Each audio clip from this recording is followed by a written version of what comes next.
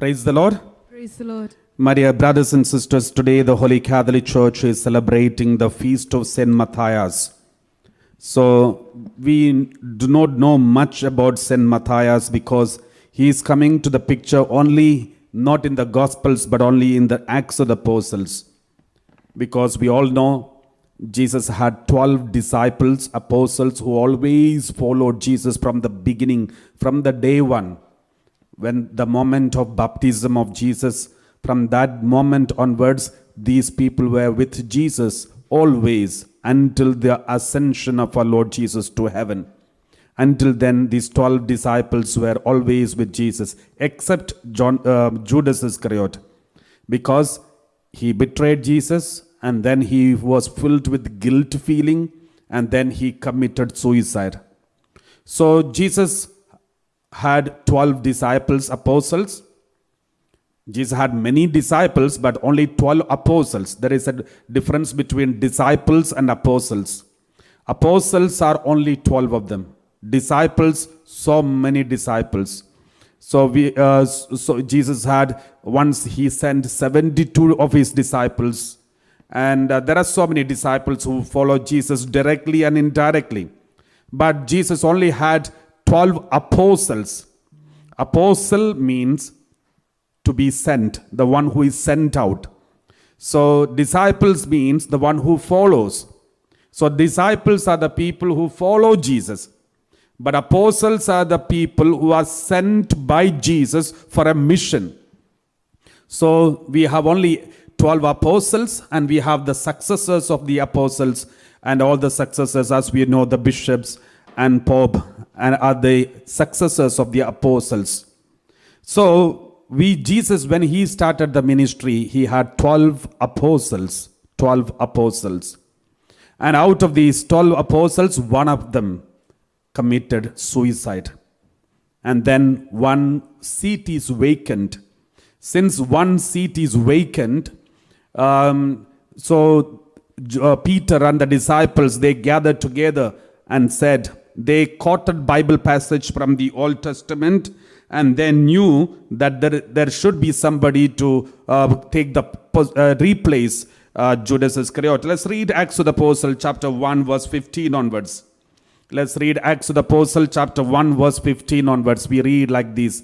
In those days Peter stood up among the believers. Together the crowd numbered about 120 persons, and said, verse 16, friends, the scripture had to be fulfilled, which the Holy Spirit through David foretold concerning Judas, who became a guide for those who arrested Jesus. That means even what happened to Judas, the way Jesus was betrayed, Judas, all these things were already foreseen, already prophesied in the Bible. Everything is written in the Bible. Everything is already written down in the Bible. So they are quoting those Bible passages and said, as it is written, as David foretold concerning Judas, who became a guide for those who arrested Jesus. Verse 17. What was the prophecy of David, King David? He says, for he was numbered among us and was allotted his share in this ministry. He has a share in this ministry. Verse 18. And it is written, now this man acquired a field with the reward of his wickedness, and falling headlong, and he burst open in the middle, and all his bowels gushed out. So this is what happened to Judas Iscariot, and he committed suicide and he died like this. Very painful, terrible, horrific death he had to face.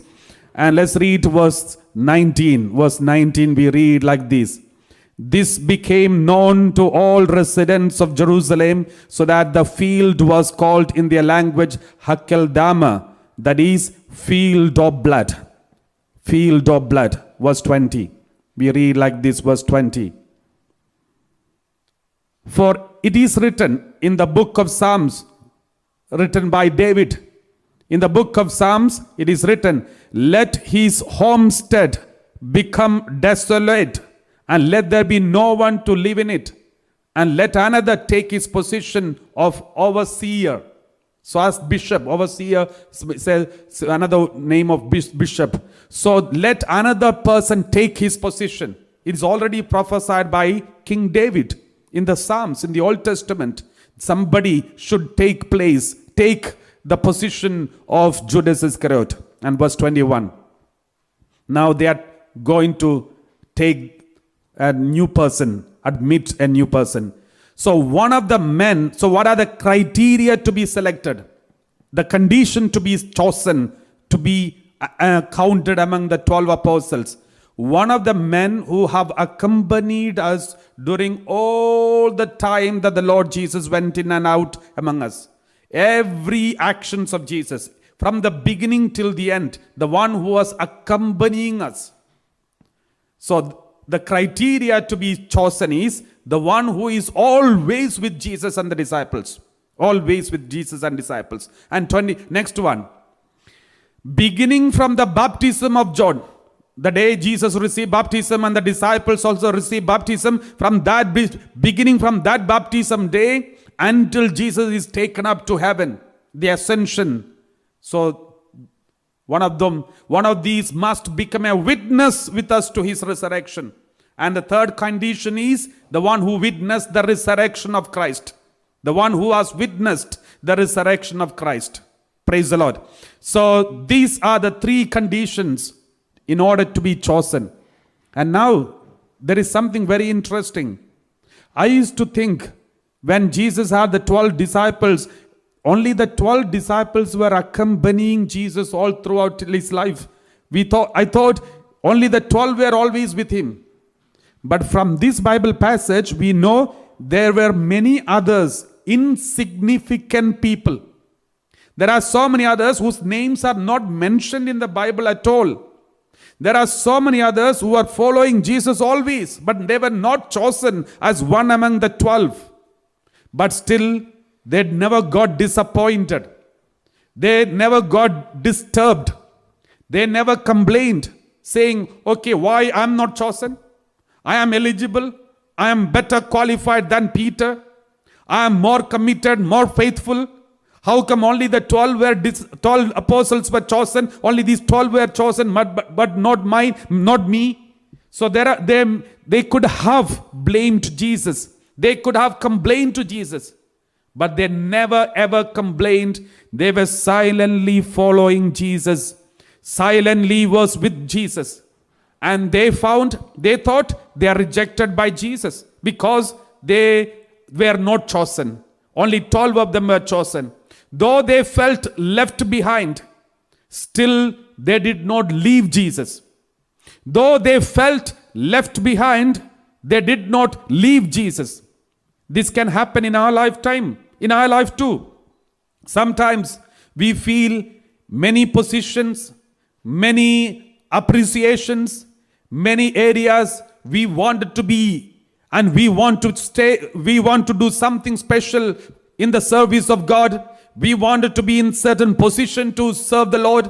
Sometimes we want to become bishop, we want to become and some superiors, we want to become a director, and we want to become maybe a powerful preacher, and we want to become somebody or something in our life. But sometimes we may have to live an ordinary life, insignificant life without getting any position. We may have to do some insignificant work, humble work, without getting any high work, standard work in the service of God. This is very important, my dear brothers and sisters. These men, these two people, and some of them, apart from the 12 apostles, there were two people who always with Jesus. They never blamed Jesus. They never complained that they were not chosen. Let us continue reading verse 23. We read, so they proposed two people. One is Joseph. His another name is Barsabas. He was also called known as Justus. And the second person is Matthias.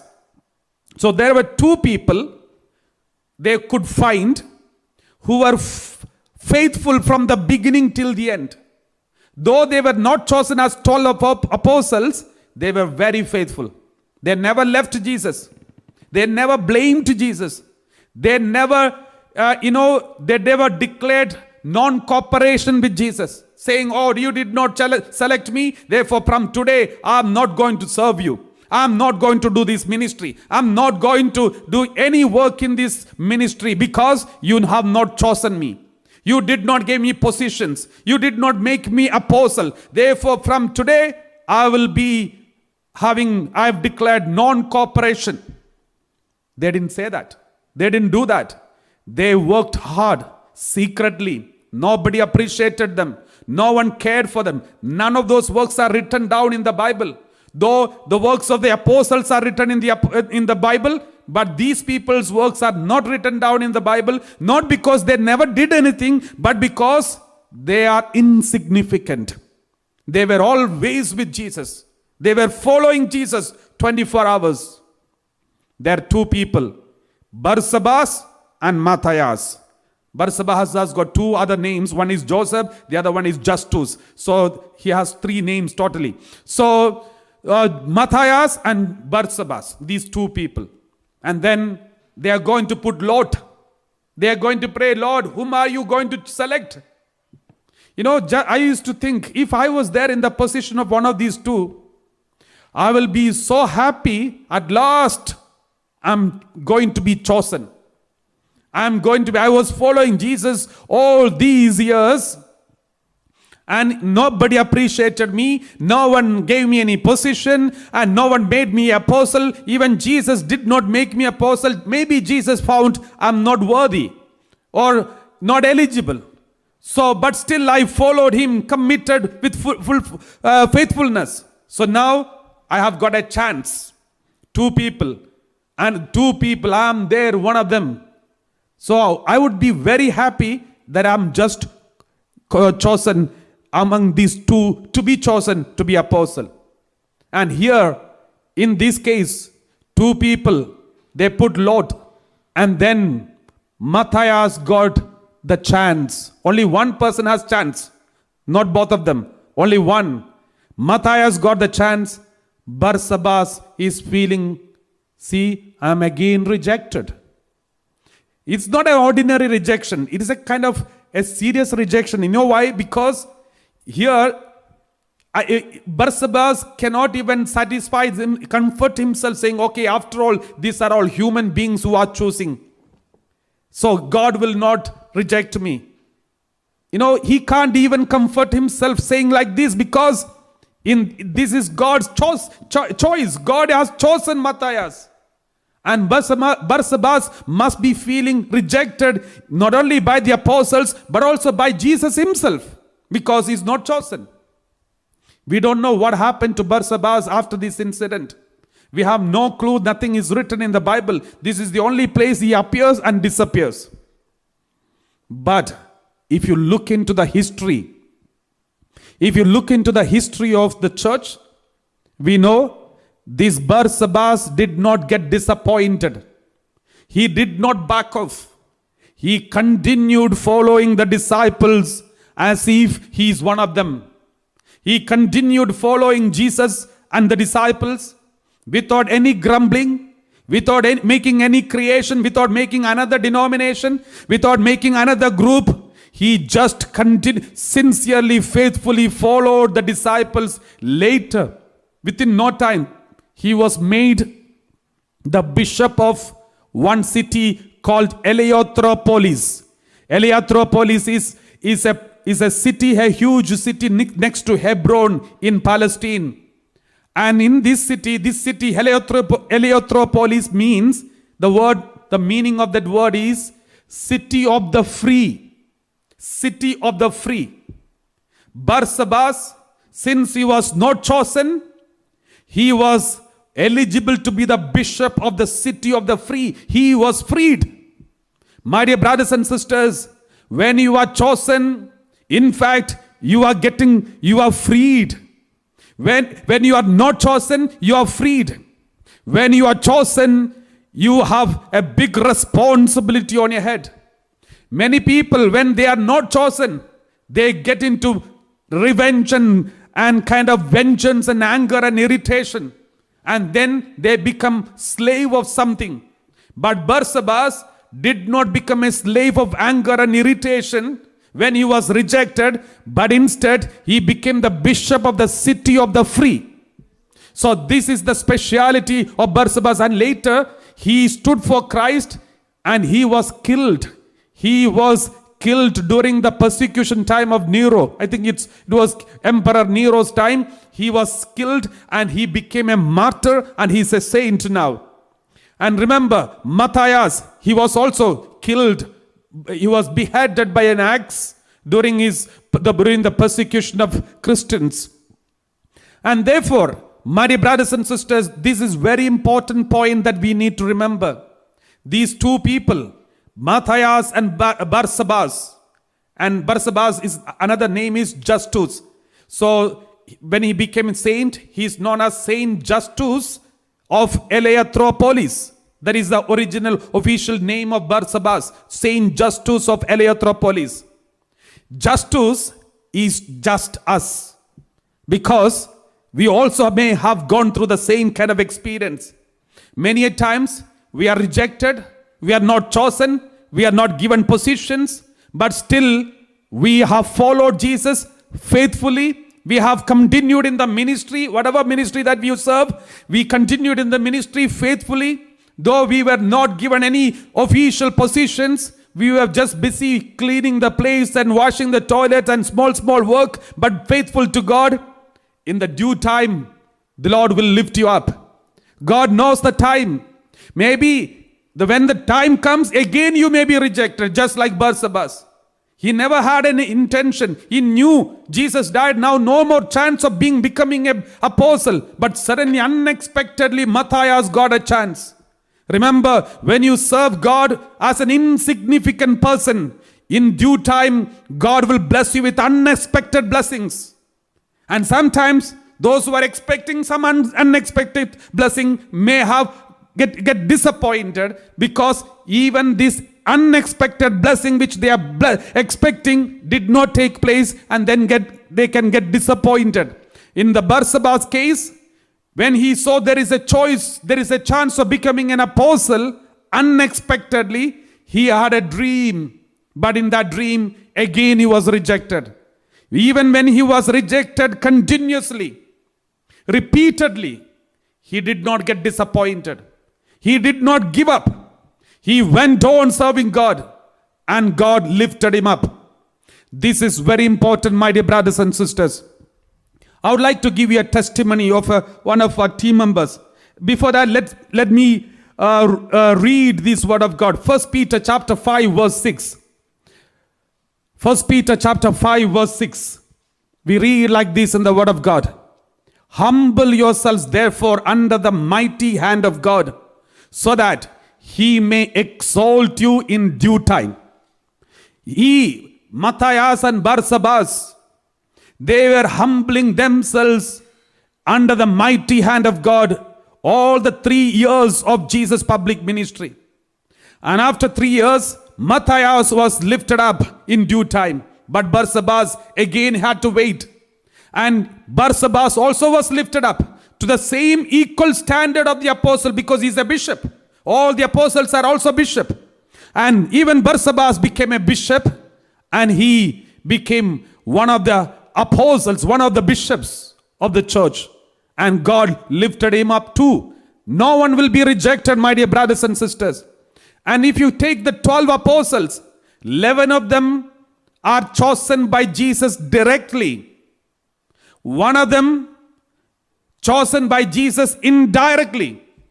What does it mean? It also means that Jesus' disciples are 12, and it can be more. Some of them are directly selected, the others are indirectly selected.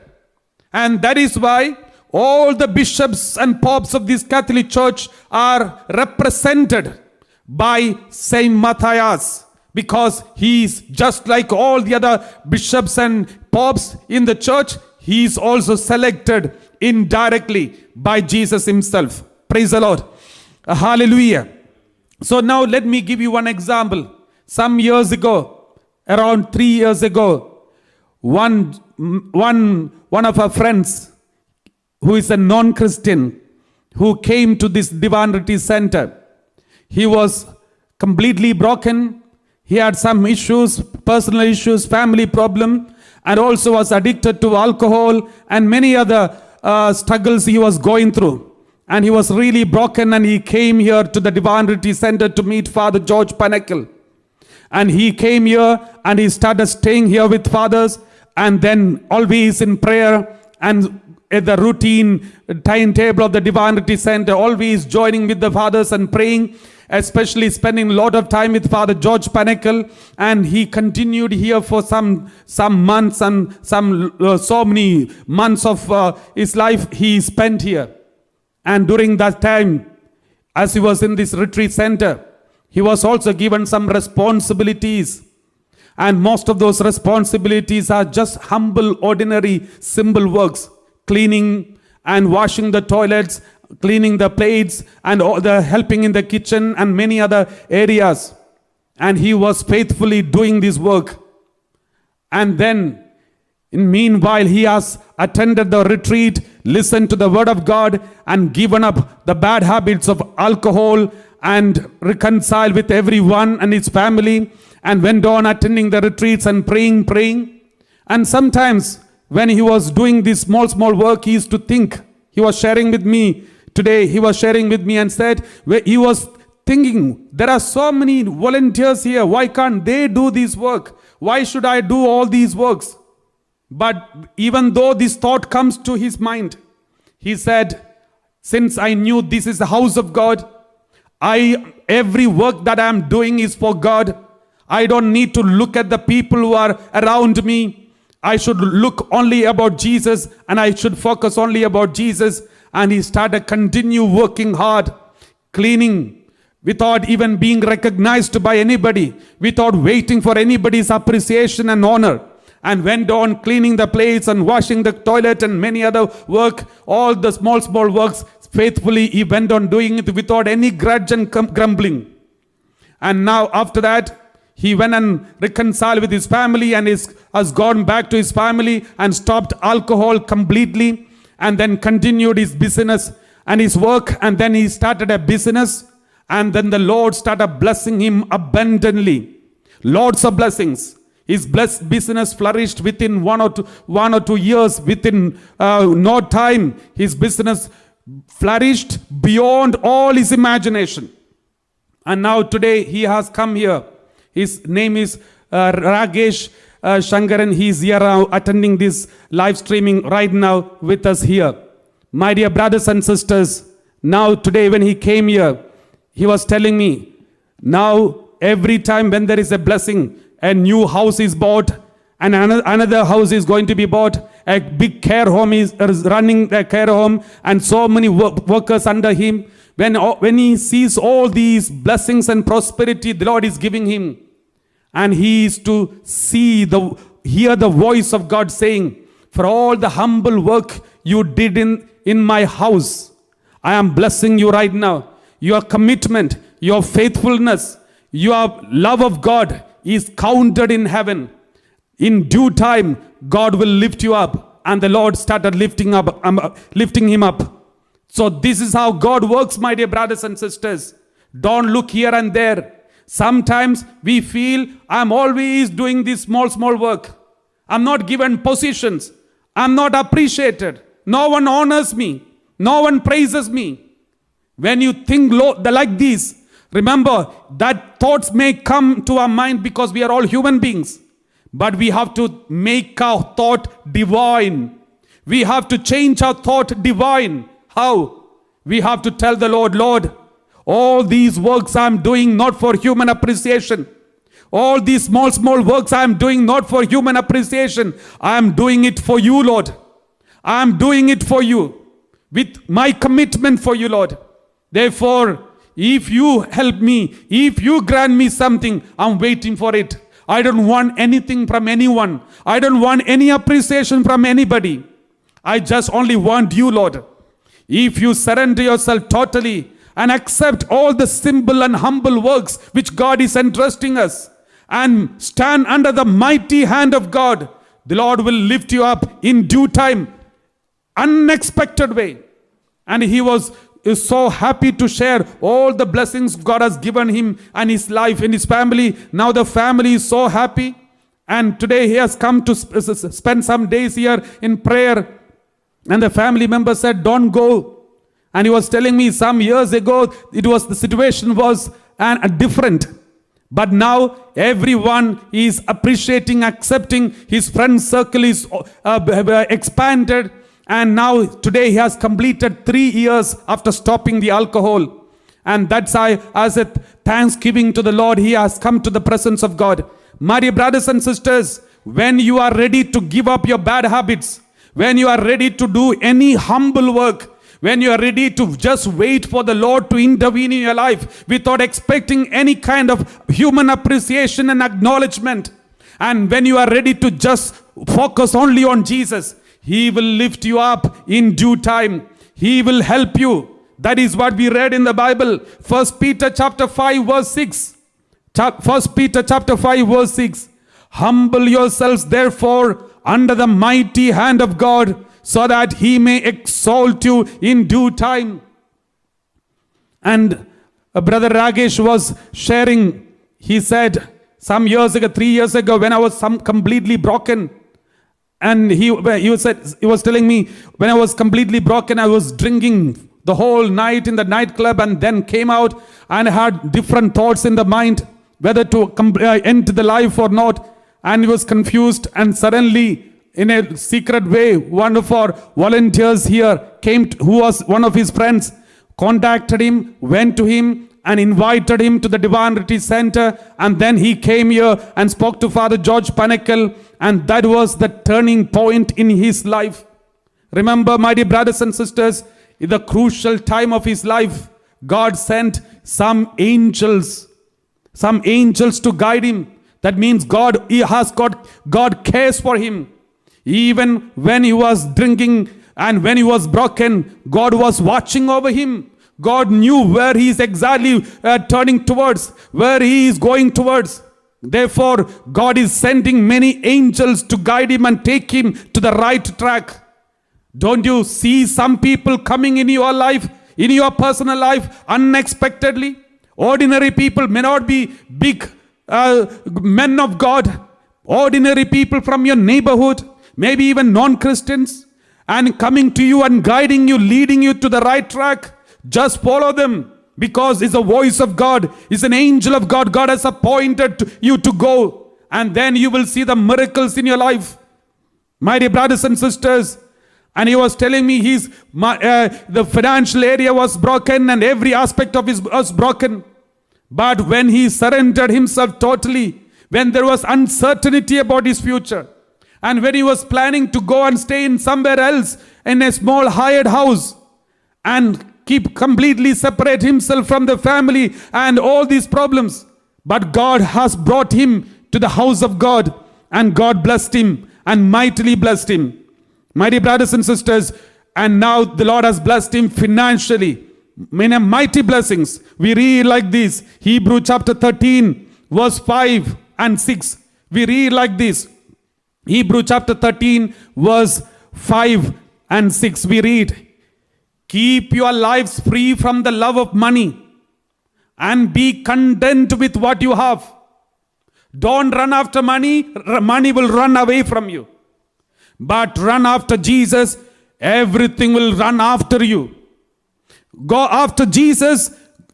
Everything will be, Jesus himself said, search first the kingdom of God. Everything else will be added unto you. When you search God, God will give you back your family, your wife, your children, your husband, your family, your prosperity, your protection, your business. Everything will come back to you when you focus on Jesus. But if you are running after money, let me tell you, you are in danger and wrong path. Even the money you have in your pocket will depart you. If at all, if you collect some money, because you are so much after money, let me tell you, you will never enjoy the peace of mind. Money will be there in the pocket or in the bank, but you won't be able to sleep peacefully. We read, keep your lives free from the love of money and be content with what you have. For he has said, because God said, you don't worry about money, because I will never leave you or forsake you. Then why do you want to worry about money? Why do you want to worry about future? Now in the COVID-19 situation, many people are worried about their finance. What will happen tomorrow? Next year it is going to be, the government is forecasting some famine and lack of food and all the other things, especially in India and many other countries too. And now people must be already worried about this. Many people must be worried about losing job. But the Lord says, don't worry.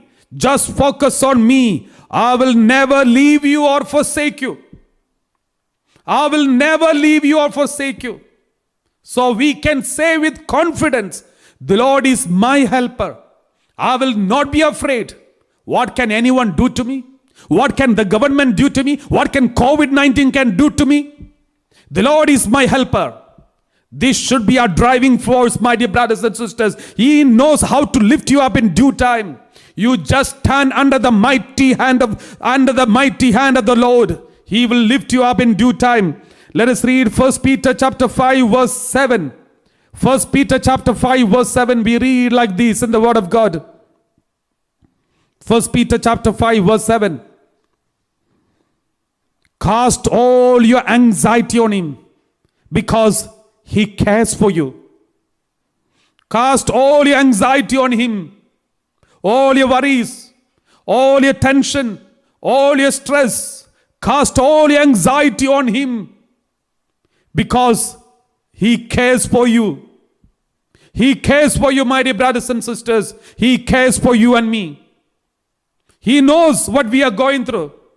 He is the living God. He is alive. He has resurrected because he is alive. He is resurrected, and we know from the Bible, and therefore we can be assured he is alive. He is there next to you, standing next to you. He will lift you up in due time. We read like this in the word of God. John chapter 6 verse 37. John chapter 6 verse 37. The word of God says very clearly, everything that the Father gives me will come to me. And anyone who comes to me, I will never drive away. Remember, Matthias was following Jesus secretly. He was there with Jesus always publicly, but his name is not mentioned in anywhere in the Gospels. He is not chosen among the 12, but still he followed.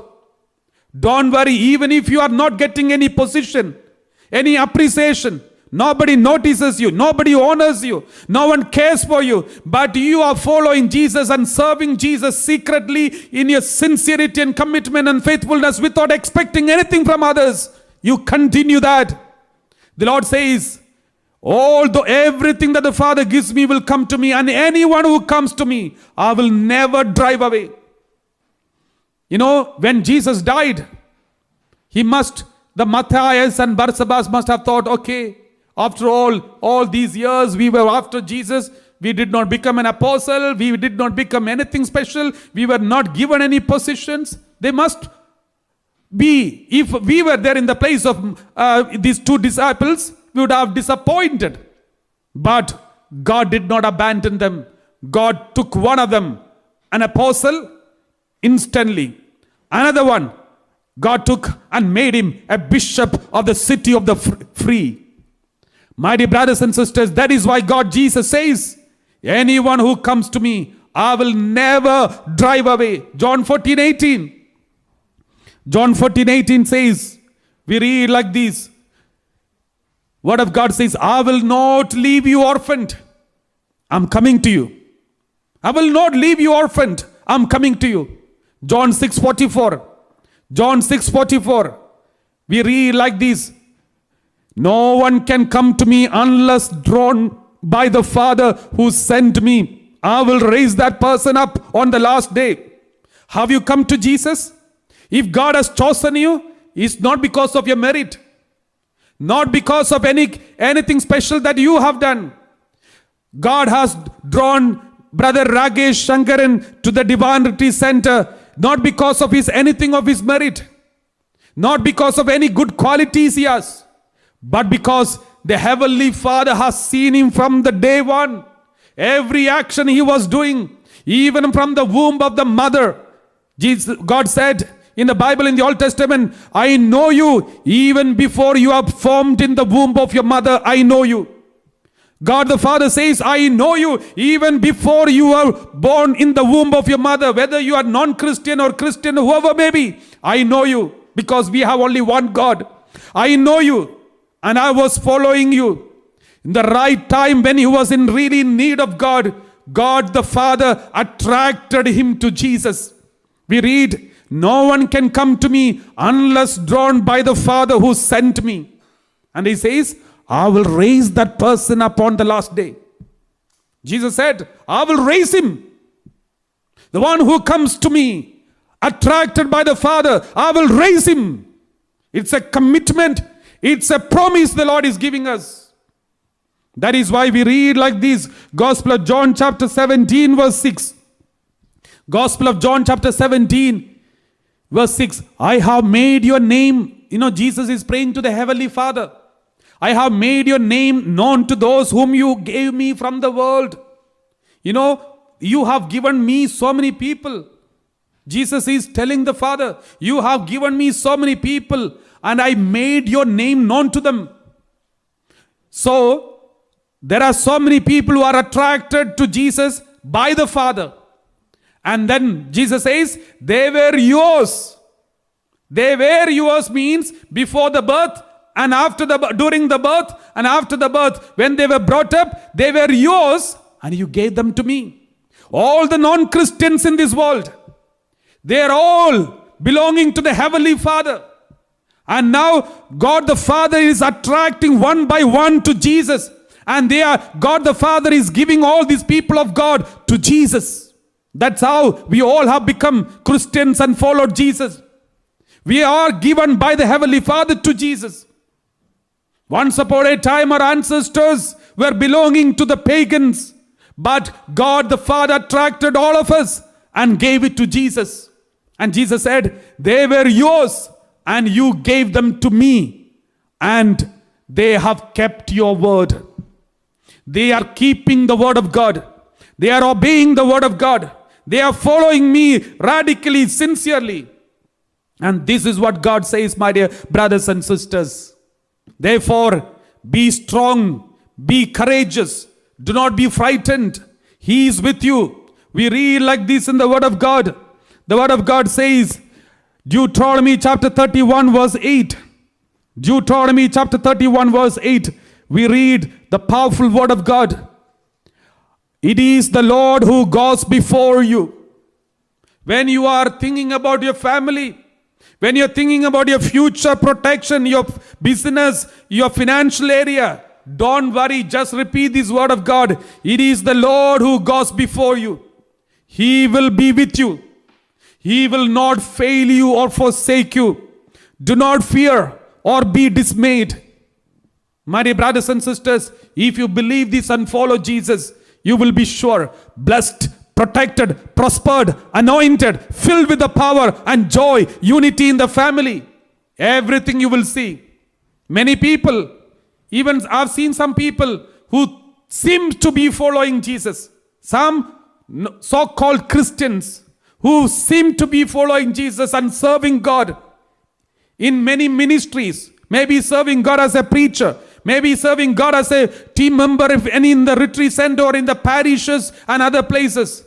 But always complaining, grumbling. I am working hard, nobody cares. I am doing this, no one respects me. I am doing this, no one appreciates me. My dear brothers and sisters, don't you know that we are spoiling the anointing? We are spoiling the blessings that we deserve. And such people will, from the beginning until the end of their life, they will continue the same thing, but will never be happy. Like the elder son of the prodigal son. He was working hard, but always with complaints. At the end, he was standing out of the house. He is out of the house. We don't know whether he came back inside the house, because the story stopped there. My dear brothers and sisters, are you following Jesus with grumbling? Are you following Jesus with complaints? Are you following Jesus with tension and stress and say, no one loves me, no one appreciates me, no one cares for me, and I came to this retreat center and I'm serving here, or maybe I'm in the parish, I'm doing lots of work there, but parish priest has no time for me, he doesn't listen to me, he has no time to speak to me. My dear brothers and sisters, this is where we all fail.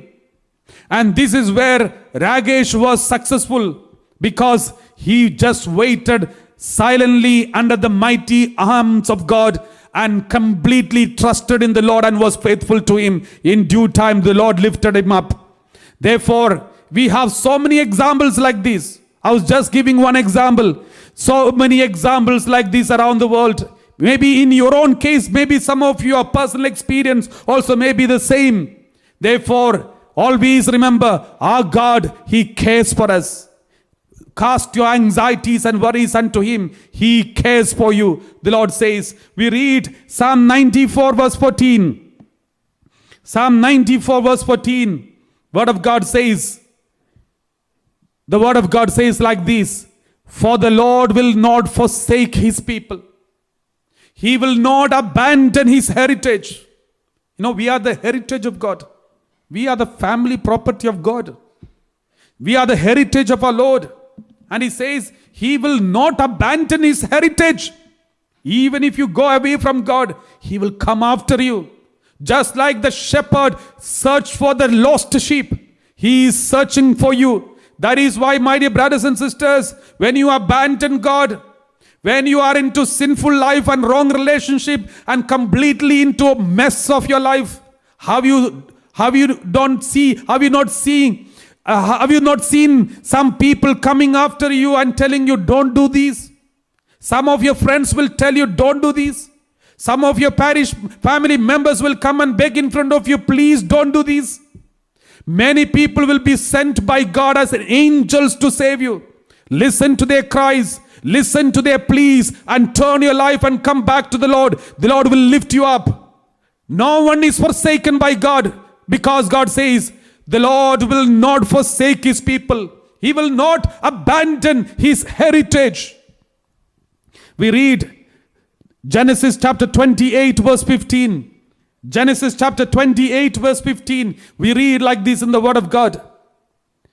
Know that I am with you and will keep you wherever you go and will bring you back to this land. For I will not leave you until I have done what I have promised you. Trust in the promises. God has promised you many things in the Bible. Just claim it. How do you claim? Just repeat it and say, Lord, I believe this. Take all the Word of God promises. Repeat it and say, Lord, I believe these words. I trust in these. Now I cast all my anxieties on you. And I don't going to be worried. I'm not going to be worried about my future, my family, my health, my death, nothing. I just trust you, Lord. And then believe.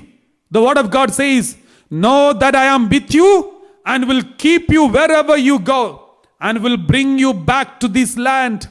For I will not leave you until I have done what I have promised you. My dear brothers and sisters, a very powerful Word of God. I will not leave you until I have done what I have promised to you. All the promises in the Bible, the moment you become a Christian, the moment you follow Jesus, the moment you accept Jesus as the Lord and Savior, all the promises in the Bible is yours. All the promises in the Bible is yours. Because you accept the Bible, you accept the teaching, you accept Jesus. And then now Jesus says, I will not leave you until I have done what I have promised you. This is very powerful, my dear brothers and sisters. Be comforted, be consoled, be happy. We have a God who is mighty. We have a God who can lift us up. We have a God who is healing us. Right now, somebody who is having severe headache, the Lord is healing you right now. And someone who is using a collar around your neck because of spondylosis, the Lord is healing you right now. when you repeat the word of God, when you listen to the word of God, when you believe in the Lord Jesus, miracles and wonders will take place in your body now. My dear brothers and sisters, someone who is having an infection and tailbone problem and pain, the Lord is healing you right now. And someone who has got hearing problem, left ear, you can't even hear properly, the Lord is healing you right now. Praise the Lord. Let's read James chapter 4 verse 10. James chapter 4 verse 10. The word of God says like this. James chapter 4 verse 10. Humble yourselves before the Lord and he will exalt you. Many people, they all want, without humility, they want blessings. They are not ready to humble, but they want to grow. They are not ready to submit themselves to God and be humble, but they want to control. Those who exalt will be humbled, but those who humble, God will exalt them. That is the nature of our God. The one who is rejected, the one who is abandoned, the one who is faithful even when he is abandoned, God will lift them up. God will lift them up. Therefore, my dear brothers and sisters, examine our conscience and see what kind of person I am. Am I searching for positions, fame, name, power, and blessings after blessings and healings? Or am I just surrendering everything in the hands of God and humbling myself in the presence of God, ready to do any humble work that is entrusted to me? No complaint, no blaming, nothing expecting, but just serving God as a servant of servants. Then the Lord will lift you up. The Lord will exalt you. That is why James chapter 4 verse 10, humble yourselves before the Lord and he will exalt you. We read Matthew 23 verse 12. Matthew 23 verse 12. We read like this in the word of God. Matthew 23 12. All who exalt themselves will be humbled. All those who are searching, why my name is not there in the list? Why my name is not there in the poster? Why the parish priest did not call my name and appreciated? Why I'm not selected? Why I'm not given a position? Why the others are given and appreciated, but I'm rejected? All those who are standing with these feelings, remember, you will be humbled. You will be humbled again and again and again. But the Lord says, all those who humble themselves will be exalted. This is something that we all need to remember, remind, and re-remember, and fix it in our mind, and keep it every day. Let's close our eyes and pray. My dear brothers and sisters, the Lord is giving us two examples. Matthias, who was rejected once, but God selected him due time because of his commitment. Barsabbas, who was rejected many times, but in due time, he was lifted up because he was still faithful. Let us be faithful in the presence of God. God will lift us up.